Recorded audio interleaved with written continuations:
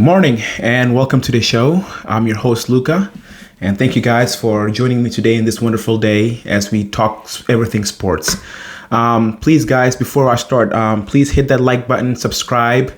I'm new here, but I'm trying to make it. So anyway, with your help, hopefully things will get going. And I'm dishing out videos at least 4 to 5 times a week. So please hit that notification button to be alerted and hit that subscribe button down in the bottom there. But anyway, for today's game, today's show, actually, we're going to talk a little bit about, I'm going to give you a breakdown of actually what we're going to discuss today. Kevin Durant's injury, then we'll talk about Damar Hamlin's update. Then I'll give you my thoughts on the NFL season as a whole, because finally it ended yesterday, week 18 of this NFL season, of the regular season, that is. And then I'll give you guys my playoff breakdown. So let's get started. Unfortunately, yesterday, as the Nets were playing, the Brooklyn Nets in the NBA, when they're playing the Miami Heat, Kevin Durant suffered a knee injury, and he was taken off the court and did not return. It was late in the third quarter. I think with a minute left in the third quarter, he was taken off the field. Jimmy Butler had fallen awkwardly back into his knee, and he was down for several minutes, but then he was taken off the field and into the locker room and would not return for the game and finish the game. The Nets did end up winning that game by 1 point. It was a pretty close game, and it was a good game. I watched some of it. I didn't get to watch all of it. But Kevin Durant's knee is hurt, and today he is going to go get an MRI, trying to see if there's any structural damage. Again, we hope that, there's nothing serious. Hope that it's, a couple weeks, maybe it's just a sprain or so, and he can come back to his form and continue to play very well, an MVP level actually this season for the Brooklyn Nets. I do talk about the NBA, but usually I kind of wait around till this time when we're well off into the season. Then I start giving out videos about the NBA and my thoughts on how the NBA season is going. So stay tuned, guys. I will have more NBA videos. And I will, I will release them, and I will, of course, notify my followers that I am releasing one. But again, Kevin Durant is going to have an MRI, and let's hope that it's nothing serious, because the Nets have gone from worst in the NBA to now they're second in the Eastern Conference standing, only a game behind the Boston Celtics. So we wish a speedy recovery to Kevin Durant and also for the Brooklyn Nets. Next, we have some great news from Damar Hamlin. He is doing very well. He is, again, breathing on his own, doesn't need the tube. He's communicating, he's talking. He talked to his, I think he Zoomed or FaceTimed his teammates before the Bills played the Patriots. So, and also it says that he is going to be released here maybe in the next couple days. I mean, that's amazing. I mean, to think from what was going on last Monday night to where we are now, it's a miracle. I mean, for a minute we thought, or personally I did, that we had lost someone in the field. And I mean, that was a scary feeling. Even though I'm just a fan, just watching the game, I felt that, and it was very traumatic. And now imagine how traumatic it was for Damar Hamlin and his family to see him go through that, and also for his teammates. So anyway, from what happened last Monday night to where we are right now, it's nothing short but a miracle. And I just want to give the shout out to the men and women that were taking care of him. And Damar, I'm just glad that he's doing well, and hopefully he can make a full recovery and then decide what to do with his life. Because I think he earned it. After what he went through, he deserved to decide if he still wants to play this game or not. But knowing him, I think he'll want to. But anyway, guys, Damar Hamlin is doing well, and he will be released here in the next couple days. Now, yesterday and Saturday was the final regular season games of the NFL. 17 games were played this season, and just like last season, this is the second year of that 17 extra game schedule. And just to be honest, I think it was amazing. We did not know what's going on in the NFL until last night. Like from the first game between the Chiefs and the Raiders, that had playoff implications, all the way to the last game between the Detroit Lions and the Green Bay Packers, that had playoff implications. Rarely do you see so many games this late in the season, actually the last game of the season, for them to have such a meaning in the playoff seeding, and also in either if a team is going to make the playoff or not make the playoff. So overall, I think the NFL season was a great success. Aside from the tragedy that almost happened, I mean, it was tragic what happened, but it could have been worse with Damar Hamlin and the concussion that Tua was going through. I think overall, I mean, the NFL was. It does not disappoint. That's the thing about the NFL. It always is. It's the most drama filled sport, I think, in the U.S. And I mean, it doesn't even come close. Any given Sunday, as they say. But I think the NFL season as a whole was a great success, and I am so glad to have witnessed this season. I mean, I love the NFL. I don't miss a game. I don't miss a single game. Every Sunday, I'm here watching television, watching the game, looking up highlights. If it's a game that it's not in my region, I'm going online. I'm going on YouTube. I got NFL Red Zone. I mean, I have all the necessary things I need in order to make sure that I don't miss a single snap of any game. So anyway, I mean, it was a great season, and I think it's going to be even a better playoff. And speaking of the playoffs, let's do that breakdown. So I'm gonna give you guys just a quick overview of the playoff picture, because it's finally set in stones. I'll just start in the AFC real quick. We have the Chiefs as the number 1 seed. They locked up that seed Saturday when they beat the Oakland Raiders. So the Chiefs are 14-3. They locked up that number 1 seed. So they will have that home field advantage, unless if they're playing the Buffalo Bills. But yeah, they have that home field advantage, and they have that first round bye. I think the first round bye is what really they care about. So anyway, the Chiefs are the number 1 seed in the AFC. Then we have the Bills at 2, Bengals at 3, Jaguars. Excuse me.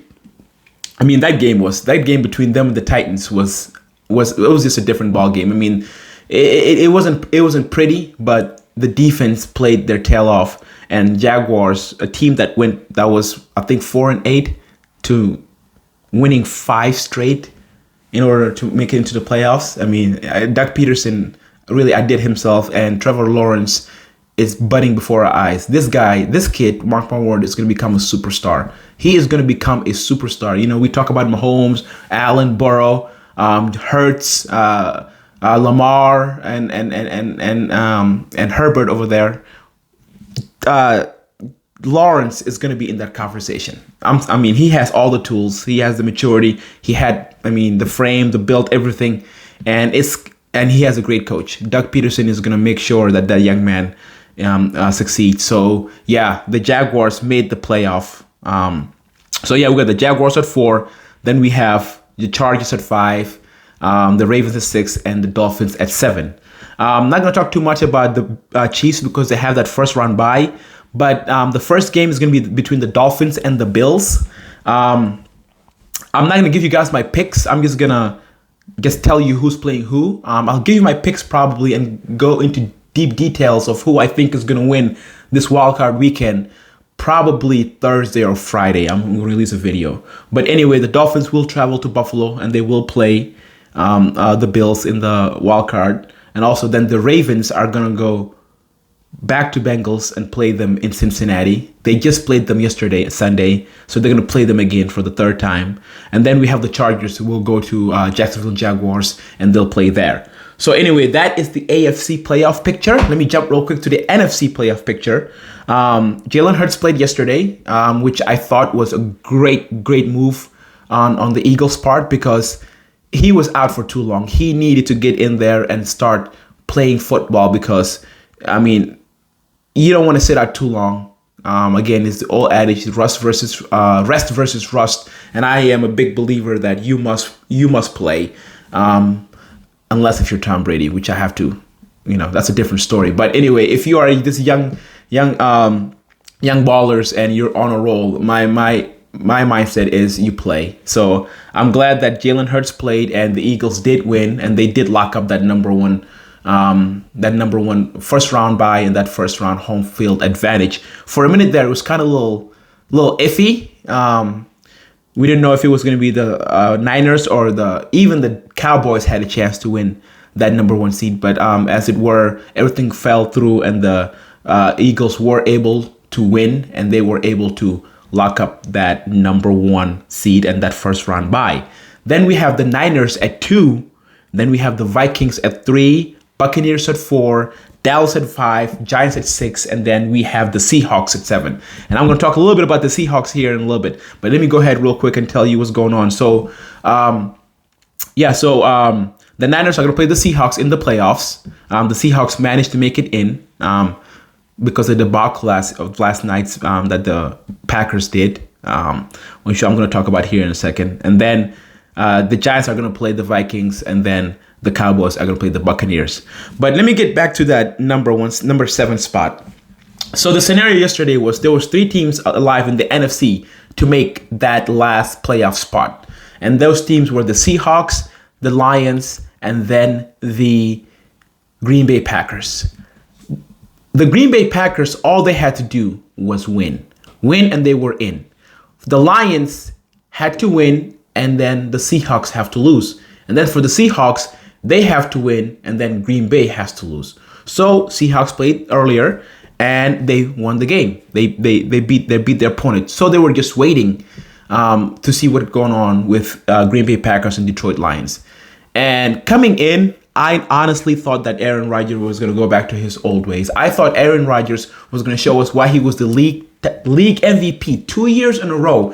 And honestly, I think he has enough weapons around him where if you need just one game from Aaron Rodgers, where you're like, okay, listen, Aaron, we need one game to make it into the playoffs. Can you get us there? I really thought Aaron Rodgers was going to do that, and sadly, he didn't. I mean, he deserved criticism. You know, I know he doesn't have the receivers. I know Devontae Adams left. I know they haven't been playing well, but at the end of the day, you are Aaron Rodgers. You are considered at least top 5 quarterbacks of all time, not just in the modern era, but all time. People even have him as probably the greatest talent to ever play that position.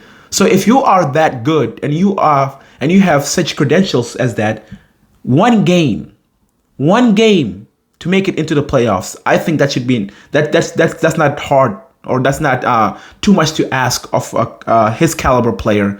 But sadly, they lost. They lost to the Detroit Lions, who really had nothing to play for, because when Seattle Seahawks won, there was no way for them to make it into the playoffs. So they were just playing spoilers, and they came out there and they played.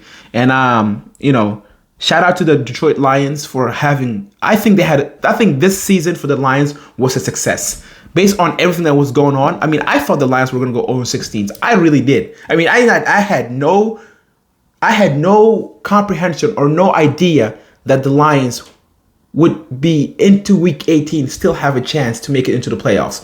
So anyway, the Lions did their thing. Packers fans, I'm sorry, but I have to say this. I think Aaron Rodgers choked the game away. He could have done better. I mean, he had to do better. I mean, you are Aaron Rodgers. Again, you're Aaron Rodgers. You have to do better.